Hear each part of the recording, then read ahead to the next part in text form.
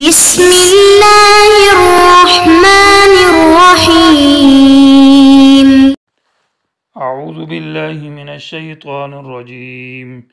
ان فی هذا لبلاغا لقوم عابدین وما ارسلناک الا رحمتا للعالمین۔ عزیز طلبہ کرام، سبق نمبر 253، آیت نمبر 106، سورۃ انبیاء۔ اس آخری باب کے اندر دو باتیں ذکر ہے۔ ایک تو ترغیب الی القرآن ہے آیت نمبر 106 کے اندر، اور آیت نمبر 107 کے اندر ترغیب الی الرسالت آخر تک ہے، اور آخر میں دعا کا ذکر ہے قال رب احکم بالحق وربنا الرحمن المستعان علی ما تصفون۔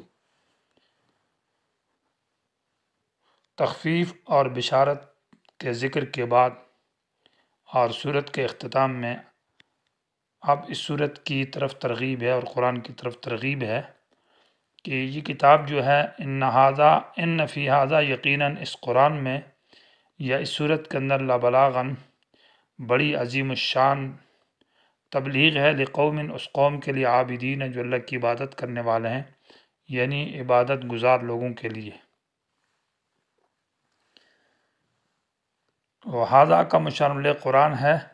یا ھذا کا مشار یہ صورت ہے۔ اس صورت میں یا قرآن میں لبلاغاً کا معنی ہے پوری تبلیغ ہے، بلاغاً مصدر ہے اور معنی کفایت کے بھی ہے۔ لبلاغاً معنی پوری کی پوری، کفایت معنی کافی، پوری تبلیغ ہے اور کامل درجے کی عظیم الشان تنوین للتعظیم کے لیے، عظیم اور پوری کامل تبلیغ ہے، لقوم ایسے قوم کے لیے، عابدین جو اللہ تعالیٰ کی عبادت گزار ہوں۔ اگر کوئی شخص اللہ تعالیٰ کی طرف متوجہ ہو اور وہ اللہ کی عبادت کرنا چاہے اور اللہ کو راضی کرنا چاہے تو اس کتاب کے اندر اس کے لیے پوری اور کامل درجے میں تبلیغ ہے، اس کو کسی اور چیز کی ضرورت نہ پڑے گی۔ ہاں، اگر ایک آدمی اللہ تعالیٰ کی طرف ہی متوجہ نہیں ہے، وہ دنیا کی طرف متوجہ ہے اور اپنے گناہ اور کفر اور شرک میں لگا ہوا ہے، تو اس کے لیے کچھ فائدہ بھی نہیں ہے۔ جیسا کہ ھدی للمتقین ہے، یعنی ایک آدمی ہے ایسا ہے کہ اس کی آنکھوں میں بینائی نہیں ہے اور وہ نابینا ہے، تو سورج اور چراغ اس کو کچھ فائدہ بھی نہیں دیتا کہ سورج لگا ہوا اور چراغ جل رہا ہے، کیونکہ اس کو کچھ نظر ہی نہیں آ رہا۔ اور اگر آدمی بینا ہے اور سمجھدار ہے تو پھر چراغ اور سورج کی روشنی سے وہ فائدہ حاصل کرے گا۔ تو یہ معنی ہے جو انسان متوجہ الی اللہ ہو، اپنی عاجزی، اپنی انکساری اور اپنی پوری توجہ اللہ کی طرف کرے تو اس کے لیے اس میں پوری دعوت، پوری تبلیغ اور پورا بیان ہے، لبلاغاً پوری کفایت ہے۔ ہاں، جو آدمی متوجہ ہی نہیں ہے اور اپنے آپ کو اندھا بنا دے اور نابینا کر دے اور غفلت کرے، اعراض کرے، تو اس میں اس کے لیے کچھ بھی فائدہ نہیں ہے۔ وَمَا أَرْسَلْنَاكَ إِلَّا رَحْمَةً لِلْعَالَمِينَ، اور نہیں بھیجا ہم نے آپ کو اے پیغمبر مگر رحمتاً، مہربانی کرنا ہے، للعالمین، مخلوقات کے اوپر۔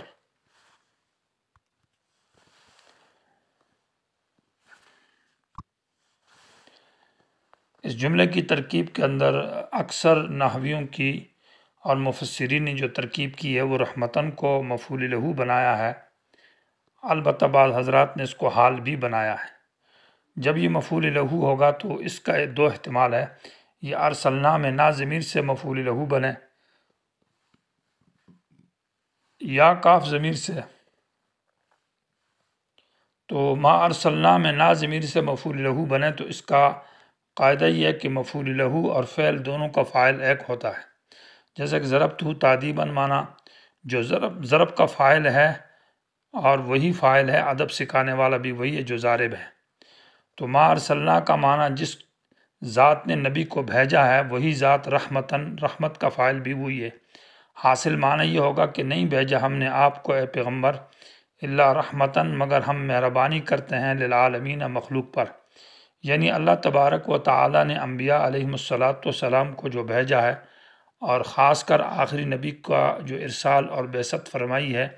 یہ اللہ تبارک و تعالیٰ نے تمام جہانوں پر، مخلوقات کے اوپر اپنی مہربانی فرمائی ہے، یہ اللہ کی رحمت اور مہربانی ہے۔ تو اس لیے اللہ فرماتے ہیں کہ میں نے نبی کو بھیج کر اے لوگو، اے انسانوں، تم پر مہربانی کی ہے تاکہ تمہیں وہ جنت کا راستہ بتائے، جہنم سے بچائے اور توحید کے راستے پر سیدھا جنت آ جاؤ۔ دنیا اور آخرت کی کامیابی تمہاری، جیسے دنیا میں تمہارے اللہ تعالیٰ نے پرورش کی ہے اور تمہارا انتظام کیا ہے، تو اللہ تعالیٰ نے آخرت کی زندگی بھی تمہارے لیے درست اور ٹھیک بنائی تاکہ انبیاء کو بھیجا۔ تو انبیاء کو بھیجنا ہی یہ اللہ کی بہت بڑی رحمت ہے۔ جیسے ارسال اللہ کرتا ہے تو رحمت بھی اللہ کرتا ہے۔ تو معنی یہ کہ نہیں بھیجا ہم نے آپ کو مگر اللہ رحمتاً، تاکہ ہم رحمت کریں، مہربانی کریں للعالمین، مخلوقات کے اوپر۔ البتہ دوسری صورت میں رحمتاً کاف ضمیر سے حال مفعول لہو بنائے، تو ہم نے نہیں بھیجا مگر آپ کو اے پیغمبر اللہ رحمتاً، کہ آپ رحمت ہیں،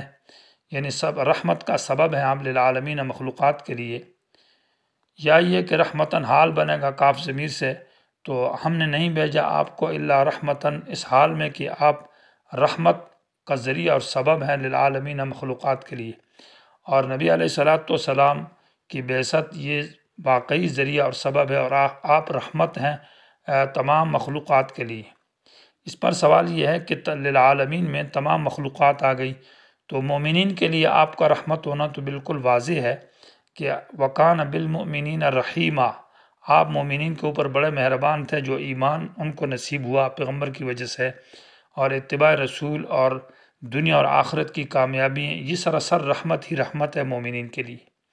البتہ کافروں کے لیے رحمت ہونے کا کیا معنی ہوگا کہ آپ کافروں کے لیے بھی رحمت ہے؟ تو اس کا جواب یہ ہے کہ عذابی استیصالی سے ان کی حفاظت ہے۔ پہلی قوموں پر جب انبیاء چلے جاتے تھے اور ان کو دعوت دی جاتی تھی، عذاب آتا تھا جو پوری قوم کو جڑ سے اکھیڑ کر ختم کر دیتا تھا، ان کی نسل باقی نہ رہتی تھی۔ آپ علیہ السلام جب تشریف لائے تو عذابی استیصالی سے کافروں کو نجات مل گئی۔ اس لیے حدیث میں آتا ہے الامانان کان فی عہد رسول اللہ، رسول اللہ صلی اللہ علیہ وسلم کے دور میں دو امن کی چیزیں تھیں، الاستغفار، ایک استغفار تھا اور ایک آپ صلی اللہ علیہ وسلم کی ذات تھی۔ تو آپ علیہ السلام تو چلے گئے، فبقیت الاستغفار، اب استغفار باقی ہے۔ تو آپ جو ہے نا، یہ رحمت ہے کافروں کے لیے کہ ان پر عذابی استیصالی نہیں آتا۔ ذمیوں پر آپ بھی رحمت ہے، اس لیے کہ ان کا خون، ان کی جان مال محفوظ ہے۔ اور چرند اور پرند کے لیے بھی آپ رحمت ہے، جانوروں کے لیے بھی آپ رحمت ہے۔ اس لیے بہت سارے واقعات ایسے ہیں کہ آپ علیہ السلام نے، جن لوگوں نے اونٹوں پر اور بکریوں پر ظلم کیا، تو ان کی بھی فریاد آپ کے سامنے پیش ہوئی، تو انہوں نے، آپ صلی اللہ علیہ وسلم نے ان کے بارے میں بھی ترغیب دی کہ ان پر ظلم زیادتی نہ کی جائے، بچیوں کے لیے، تمام انسانیت کے لیے، چرند اور پرند کے لیے۔ قل انما یوحی الی انما الہکم الہ واحد، آپ کی بعثت کا مقصد اور وہ بنیادی تعلیم وہ مسئلہ توحید ہے۔ قل کہہ دیجیے، انما بے شک، یوحا وحی کی جاتی ہے، الیہ میری طرف، انما الہکم الہ واحد، کہ بے شک تمہارا معبود الہ واحد، وہ ایک ذات ہے، تمہاری عبادت کا حقدار، تمہاری نماز، روزے، زکوٰۃ، حج، تمام عبادات کا حقدار صرف ایک اللہ کی ذات ہے۔ یہاں پر دو وجہوں سے حصر ہے، پہلے کلمہ انما آیا ہے، انما یوحا، اور دوبارہ انما الہکم میں پھر دوبارہ حصر ہے۔ تو دو وجہوں سے حصر ہونے کا معنی یہ ہے کہ پیغمبر کی طرف صرف توحید ہی کی وحی کی جاتی ہے۔ حالانکہ سوال یہ ہے کہ جس طرح توحید کی وحی ہے تو احکام بھی تو آپ کی طرف وحی کیے گئے ہیں، مثال روزہ ہے، زکوٰۃ ہے، حج ہے، تلاوت ہے، دیگر معاملات، معاشرات ہے، تو کیوں یہ حصر کیا گیا ہے کہ صرف توحید ہی کی طرف، توحید ہی آپ کی طرف وحی کی گئی ہے؟ تو مقصد یہ ہے کہ نماز سے بھی تو اللہ کی عبادت ہے، روزہ ہے، زکوٰۃ ہے، حج ہے، جتنی عبادات ہے، معاملات، معاشرت ہے، تمام کا مقصد یہ ہے کہ انسان متوجہ اللہ کے سامنے متوجہ رہے اور سب کچھ اپنا اللہ کے لیے کرے اور غیر سے کٹ جائے، چاہے وہ عبادات کرے، معاملات کرے، معاشرت کرے، صرف اللہ تعالیٰ کی رضا کے لیے کرے۔ مقصود تمام معاملات، عبادات سے توحید ہی ہے، اس لیے توحید مقصدی مسئلہ ہے، اس لیے انما یوحا میں حصر کے ساتھ ذکر کیا گیا۔ فَهَلْ أَنْتُمْ مُسْلِمُونَ، کیا تم اس کے فرمان برداری کرنے والے ہو؟ معنی یہ ہے کہ اس کر اوپر عمل فرمان بن جاؤ۔ فرمان بردار بن جاؤ، یعنی توحید پر آ جاؤ، اللہ کی طرف متوجہ ہو جاؤ، سب کچھ اپنا اللہ کے لیے کرو، باقی ہر چیزوں سے کٹ جاؤ۔ استفہام للطلب ہے۔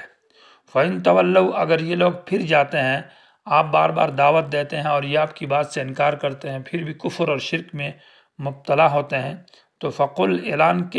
کھلا اعلان کر دیجئے کہ آذنتکم، میں نے تمہیں خبر دے دی ہے، علی سواء معنی پوری پوری، سوا کا معنی ہے پورا پورا بیان میں نے تمہیں کر دیا، اس میں کسی قسم کی کوتاہی اور کمی میں نے نہیں کی، معنی پوری تبلیغ، عقیدہ کے بارے میں، معاملات کے بارے میں، معاشرت، احکام، عبادات، زندگی کا ہر شعبہ کے متعلق میں نے آپ کو کھل کر بات کی ہے، اور قبر اور آخرت کی زندگی کے بارے میں میں نے بتا دیا کہ اس کا حساب کتاب ہوگا۔ یا فقل آذنتکم کا معنی یہ ہے کہ میں نے خبر دے دی ہے تم کو، علی سواء، اس حال میں کہ تم اور میں برابر ہوں، یعنی تم توحید سے اعراض کرتے ہو، اس پر ڈٹے ہو، تو میں تم سے اور تمہارے شرک اور تمہارے مشرک معبودوں سے بالکل بیزار ہوں اور اعلان بائیکاٹ کرنے والا ہوں، اس میں ہم دونوں برابر ہیں۔ انہوں نے کہا کہ تو بار بار جو کہہ رہا ہے کہ عذاب آئے گا، اگر انکار کیا تو یہ عذاب کب آئے گا؟ تو اس کا جواب ہے وَإِنْ أَدْرِي، اور مجھے معلوم نہیں ہے، ان نافیہ ہے، یعنی ما ادری، مجھے معلوم نہیں، اقریب، کیا وہ عذاب قریب ہے، ام بعید، یا بعید ہے، ما توعدون، وہ عذاب جس کا تم سے وعدہ کیا گیا ہے۔ عذاب کا آنا یا نہ آنا یہ تو غیب کی بات ہے، اور میں عالم الغیب نہیں ہوں، مجھے معلوم نہیں کہ وہ عذاب کب آئے گا۔ تم کہتے ہو کہ ہم اللہ کو کیا پتا کہ ہم نے گناہ کیے، تو انہ یعلم الجہر، بے شک وہی اللہ جانتا ہے، الجہر من القول، کھلم کھلی بات کو بھی، ویعلم، جانتا ہے، ما تکتمون، جو تم چھپاؤ، جو گناہ تم نے چھپ کر کیے وہ بھی اللہ کو معلوم ہے، اللہ اس کا حساب کتاب بھی لے گا، اور جو اعلانیہ کرتے ہو۔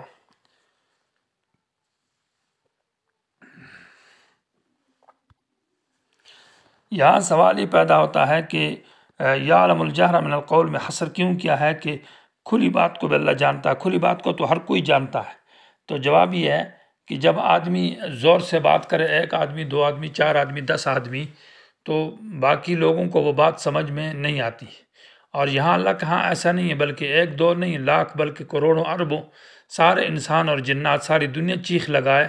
اور بلند آواز سے شور شغف کرے تو اللہ ہر ایک کی آواز کو سنتا ہے، اور اللہ تعالیٰ پر کوئی بات مخفی نہیں رہتی۔ یہ معنی ہے چھپ کر کرتے ہو یا سب زور لگا کر کرتے ہو تو سب کی باتوں کو اللہ تعالیٰ سنتا ہے۔ وَإِنْ أَدْرِي لَعَلَّهُ فِتْنَةٌ لَكُمْ وَمَتَاعٌ إِلَىٰ حِينٍ، یہ سوال ہے کہ یہ عذاب مؤخر کیوں ہے، عذاب جلدی کیوں نہیں آتا؟ تو اس کا جواب یہ ہے کہ مجھے معلوم نہیں ہے کہ لعلہ معنی شاید کہ یہ تاخیری عذاب، فتنۃ معنی امتحان ہو، لکم تمہارے لیے، یعنی اس میں اللہ آزمائش لیتا ہے اور مہلت دیتا ہے کہ ہو سکتا ہے جو لوٹنا چاہے تو لوٹ جائے، شرک اور کفر سے باز آ جائے، اللہ وقت دیتا ہے۔ یہ جو عذاب میں تاخیر دی ہے یہ بطور امتحان اور مہلت کا ہے کہ تمہیں وقت دیا جائے تاکہ تم اس کے اندر سوچ سمجھ کر واپس آ جاؤ، اگر واپس آ گئے تو ٹھیک ہے، ورنہ اللہ سزا دے گا۔ وَمَتَاعٌ، فائدہ حاصل کرنا، إِلَىٰ حِینٍ، ایک وقت تک۔ قال ربی، کہا میرے رب نے کہ احکم بالحق، فیصلہ کر اے میرا رب۔ قال، پیغمبر نے کہا، یہ لفظ قل کے ساتھ لکھا گیا، اس میں قل قرات بھی ہے اور قال بھی ہے، تو قال یا قل ہو تو قل کا معنی ہے قل کہہ دیجئے پیغمبر، اور قال ہو تو معنی یہ ہے کہ پیغمبر نے کہا کہ ربی، اے میرا رب، احکم بالحق، فیصلہ کر حق والا، انصاف کے ساتھ۔ اگر یہ لوگ ایمان لے آتے ہیں تو ان کو نجات دے، اگر یہ ایمان نہیں لاتے اور اسی کفر و شرک پر ڈٹے ہیں تو اللہ ان کو تباہ و برباد کر۔ وَرَبُّنَا الرَّحْمَٰنُ الْمُسْتَعَانُ، اور میرا رب ہی الرحمن بہت بڑا مہربان ہے، المستعان علی ما تصفون، ان باتوں پر جو تم بیان کرتے ہو اسی اللہ سے مدد مانگی جائے گی۔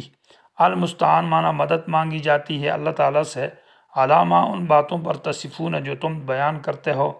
معنی اللہ کے سوا کوئی دوسرا مستعان نہیں جس سے مدد مانگی جائے، اللہ کے سوا کوئی دوسرا مہربان ذات نہیں ہے، رحمان اور مستعان وہی ذات ہے۔ تم میرے خلاف جو کچھ کرتے ہو، میں اللہ تعالیٰ میرے ساتھ مہربانی فرمائے گا، اور تمہاری باتوں اور تمہارے کفر اور شرک کے خلاف اللہ میری مدد کرے گا، کیونکہ وہی رحمان اور وہی مستعان ہے۔